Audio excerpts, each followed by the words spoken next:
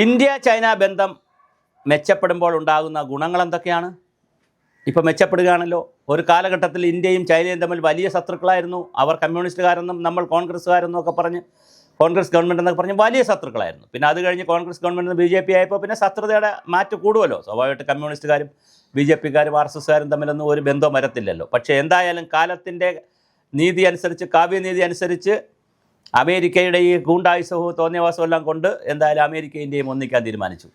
എങ്ങനെയാണ് നമ്മൾ ഒന്നിച്ചാൽ മെച്ചമുണ്ടാവുക? രണ്ട് രാജ്യത്തിനും വലിയ മെച്ചമുണ്ട്. ഒന്ന്, നമ്മുടെ രാജ്യത്ത് കോടാനുകോടി വസ്തുക്കളാണ്, അല്ലെങ്കിൽ കോടാനുകോടി രൂപയുടെ ഉൽപ്പന്നങ്ങളാണ് ചൈനീസ് ഉൽപ്പന്നങ്ങളായി ഇന്ത്യയിൽ വരുന്നത്. അപ്പോൾ ചൈനയ്ക്ക് വലിയ മാർക്കറ്റാണത്.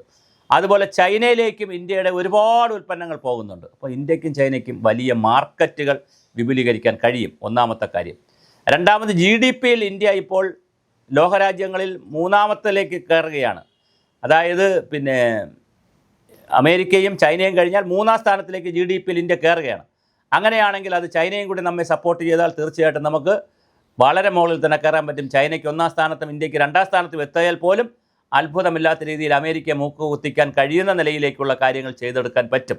മാത്രമല്ല, വ്യാപാര ബന്ധം, വ്യാപാര കരാറുകൾ ലഘൂകരിക്കപ്പെട്ടു വരികയാണ്. ഇമ്പോർട്ട് കരാർ, എക്സ്പോർട്ട് കരാർ, കയറ്റിറക്കുമതി തീരുമാനങ്ങൾ, തീരുവകൾ, ഇറക്കുമതി തീരുവകൾ, ഇതെല്ലാം ലളിതമാക്കി വരികയാണ്. അതുപോലെ തന്നെ ആയുധ കരാറുകൾ, അതുപോലെ തന്നെ പ്രതിരോധത്തിൻ്റെ കരാറുകൾ, പിന്നെ അതുപോലെ തന്നെ ഈ നമ്മുടെ അതിർത്തിയിലെ കരാറുകളുണ്ട്. അതിർത്തിയെ പങ്കുവയ്ക്കുന്ന നമ്മുടെ പൊളിറ്റിക്കൽ ബാരിയറിനെ സംബന്ധിച്ച്, അതിർത്തികളെ സംബന്ധിച്ച്, രാഷ്ട്രീയ അതിർത്തിയുണ്ട് നമുക്ക്. ഇന്ത്യയും ചൈനയും തമ്മിൽ പങ്കിടുന്ന സിയാച്ചിൻ പോലുള്ള പ്രദേശങ്ങളൊക്കെ ഉണ്ട്. അപ്പോൾ അതെല്ലാം വളരെ ഗൗരവമായി നമുക്ക് കൈകാര്യം ചെയ്യാൻ പറ്റും. നമ്മളും ചൈനയും കൂടെ ചേർന്നാൽ ഒരു 300 കോടി ആളുകൾ വരും. അപ്പോൾ എന്തായാലും വലിയൊരു സംഖ്യയാണ്. 1/3 ജനങ്ങൾ വരും ലോകത്തിലെ.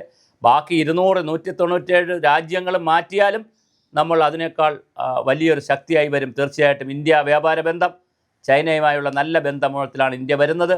അല്ലെങ്കിൽ ഒരു ബന്ധമുണ്ടല്ലോ, ഇന്ത്യൻ ബുദ്ധിസവും ഒക്കെ ചൈനയും ജപ്പാനെയൊക്കെ വല്ലാതെ സ്വാധീനിച്ചിട്ടുണ്ട്. തീർച്ചയായിട്ടും ഇപ്പോൾ പുതിയ ചൈനയുടെ മുതലാളിത്ത ചിന്തകളിൽ നിന്നുകൊണ്ട് അവർ ആ പഴയ കമ്മ്യൂണിസ്റ്റ് പാർട്ടിക്കാരല്ലാത്തവരോടുള്ള വൈര്യമൊക്കെ അവർ കളഞ്ഞിട്ടുണ്ട്. ഇന്ത്യയെ സംബന്ധിച്ചിടത്തോളം ഇന്ത്യക്ക് കിട്ടുന്ന സുവർണാവസരത്തെ പ്രയോജനപ്പെടുത്തുക എന്നുള്ളത് മാത്രമാണ് ഇന്ത്യയുടെ നരേന്ദ്രമോദിയുടെ മുന്നിലുള്ള ലക്ഷ്യം. അവിടെ പിന്നെ അമേരിക്കയായിട്ടും നമ്മൾ ചർച്ച ചെയ്യുന്ന കാര്യങ്ങൾ, റഷ്യയുമായിട്ട് നമ്മൾ കാര്യങ്ങൾ ചർച്ച ചെയ്യുന്നു. അതുപോലെ തന്നെ അമേരിക്കയുടെ ഗൂണ്ടായുസം ഒന്നും നമ്മൾ ഏൽക്കുന്നില്ല. നമ്മളോട് പറഞ്ഞതെല്ലാം നമ്മൾ മൈൻഡ് ചെയ്യാതെയാണ് നമ്മൾ കാര്യങ്ങൾ നീക്കിക്കൊണ്ട് പോകുന്നത്. അപ്പോൾ വളരെ മനോഹരമായ രീതിയിലാണ് നമ്മുടെ വ്യാപാര ബന്ധം ചൈനയുമായിട്ട് തുടരാൻ പോകുന്നത്. ഇനി അമേരിക്ക എന്തൊക്കെ കുത്തിത്തിരിപ്പുമായിട്ടാണ് വരുന്നതെന്നറിയില്ല. നമുക്കെതിരെ നേരത്തെ 25% തീരുവ ഏർപ്പെടുത്തി. നമ്മൾ മൈൻഡ് ചെയ്യുന്നില്ല എന്ന് കണ്ടപ്പോൾ 50%, പല വസ്തുക്കൾക്ക് 100%. ചില വസ്തുക്കൾ ഇറക്കുമതി ചെയ്യുന്നതിൽ നിന്ന് തന്നെ അവർ നിരോധിച്ചു. അമേരിക്കയിലേക്ക് കൊണ്ടുപോകാൻ പറ്റില്ല എന്നുള്ള ഇറക്കുമതി പോലും അവർ നിരോധിച്ചു. പക്ഷേ അപ്പോഴൊന്നും നമ്മൾ പതറിയില്ല. നമ്മളോടൊപ്പം ചൈനയുണ്ട്, ചൈനയോടൊപ്പം ഇന്ത്യയുണ്ട്. ഇന്ത്യ ചൈന ഭായി എന്നുള്ള നിലയിൽ നമ്മൾ ഓരോ ചുവടും മുന്നോട്ട് വയ്ക്കുകയാണ്. തീർച്ചയായും നമുക്ക് വളരെ ഗൗരവപരമായിട്ടുള്ള ചർച്ചകൾ നടക്കട്ടെ.